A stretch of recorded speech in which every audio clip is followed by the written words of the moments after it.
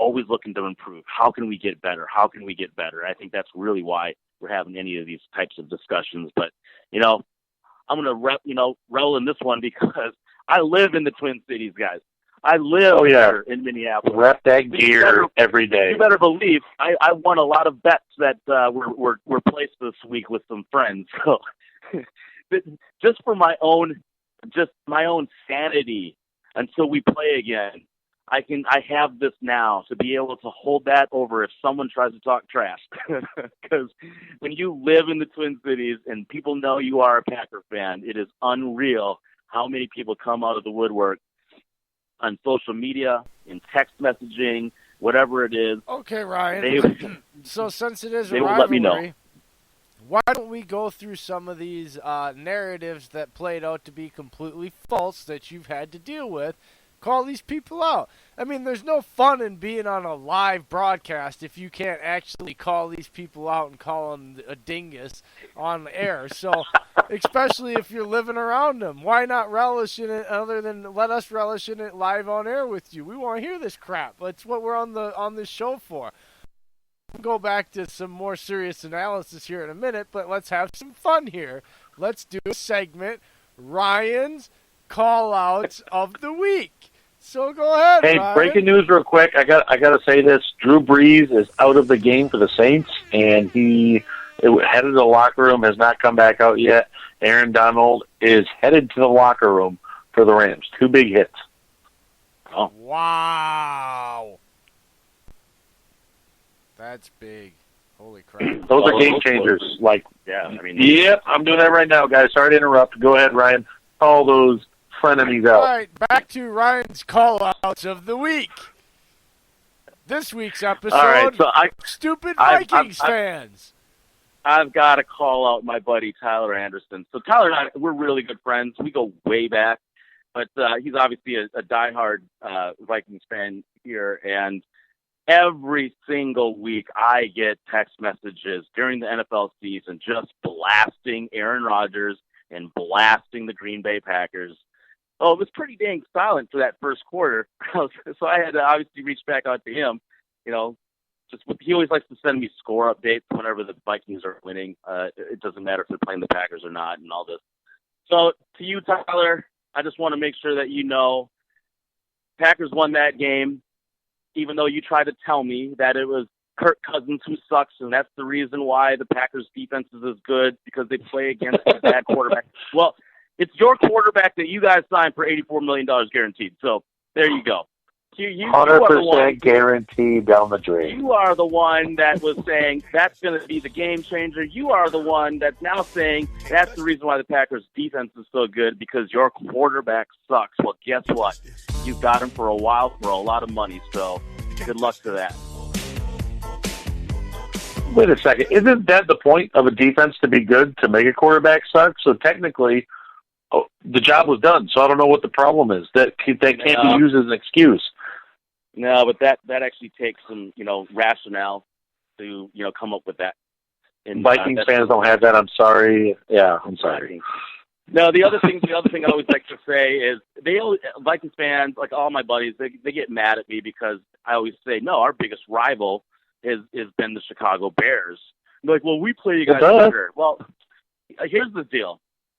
Our biggest rival is the Chicago Bears because, quite frankly, they have more history than the Vikings. They've actually won a Super Bowl. And here's the reality of it. It's geography. Majority of the population of the state of Wisconsin is not on the border of Minnesota. Majority of the population in the state of Wisconsin is closer down south and east, and that's closer to Chicago. So it's not like the big city over here, the Twin Cities, is fairly close to the border. And then have a bunch of... Wait a second. I have to formally disagree with that. Oh, God. The rivalry is strong in its sense with the Bears, but it's much more respectful and cordial. There's trash talking, but I see a lot more respect. The Minnesota Vikings rivalry is freaking hate, man. I don't care where you're from. There is hate to the Mud Ducks over Minnesota. Hate, hate, hate. And it comes from their end to us, and they made us hate them. That's the way I see it. But let me finish that.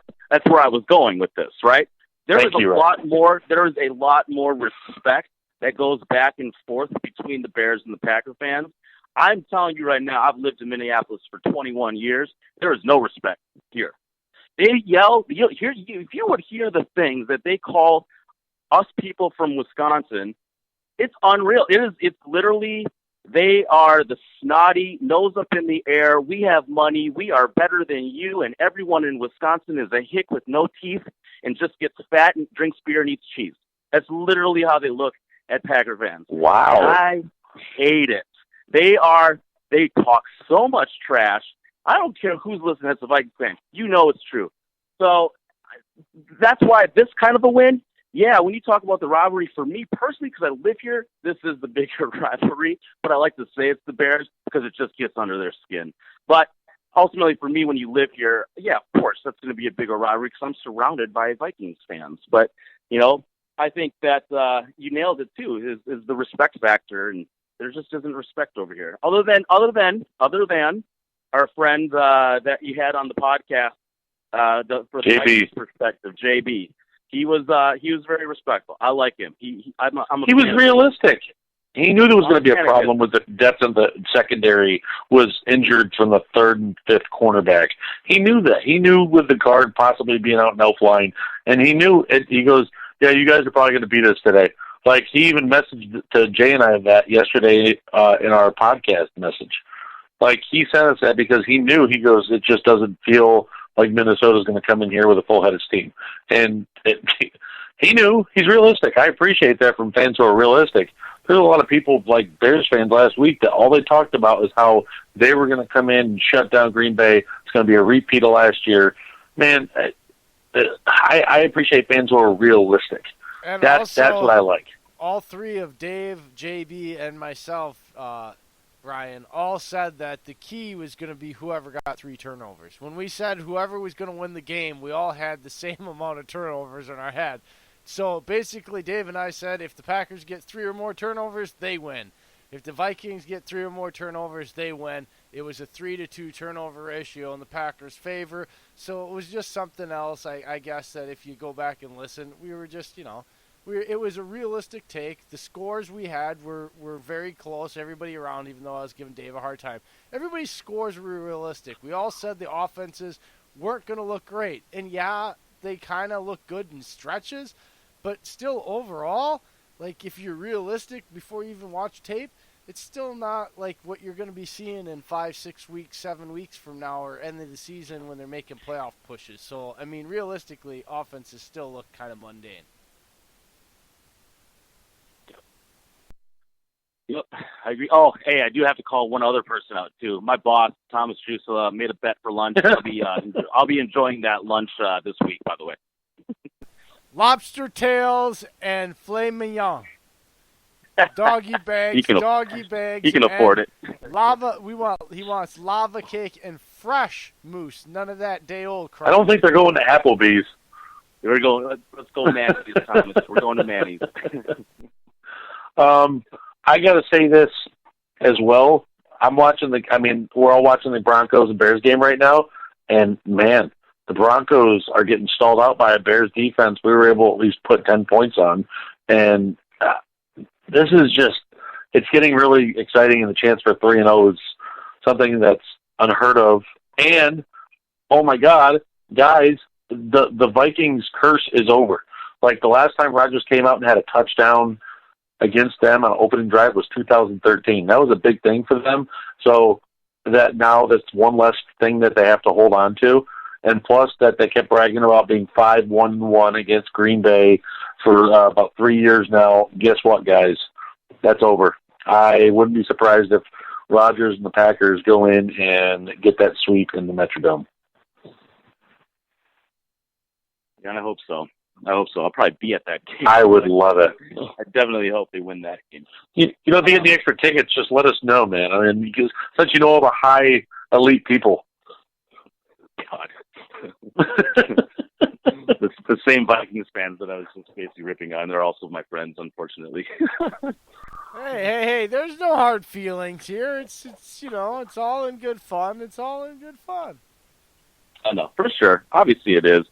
It's funny because I made a post on Facebook, and I don't post about football during the Packers season, just because majority of the people that I'm friends with are living here in the Twin Cities. I'm not trying to rock that boat, but I always do one post at the beginning of the year, and sure enough, I didn't even mention the word Vikings in the post, but it definitely riled up, pushed some buttons and triggered some people and riled up some feathers. So I'll leave all of my trash talking to this podcast and to Packers Twitter because they don't follow me on there because they don't really do a lot of that kind of stuff around here. So I'll leave it to that.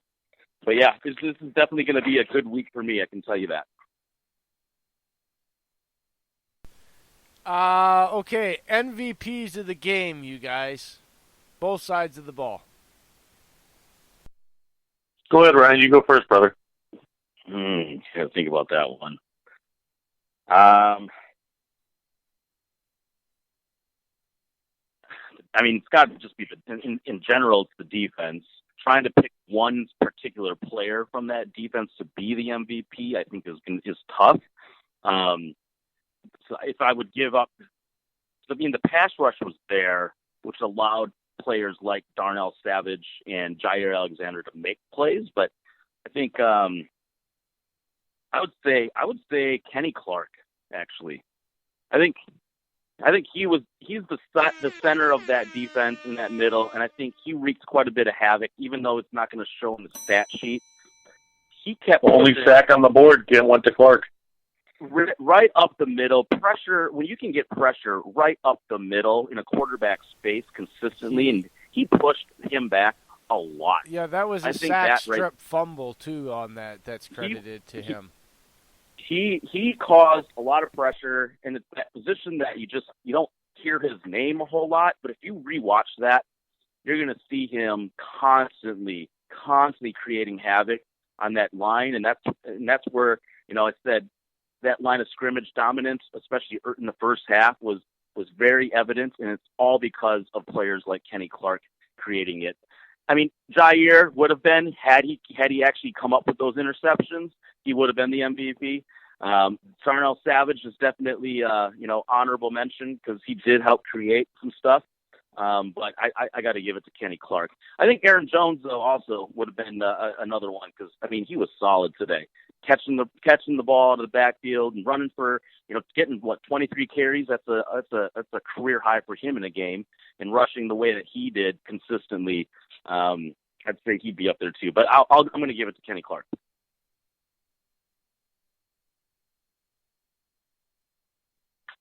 You know what? I have MVPs for both sides.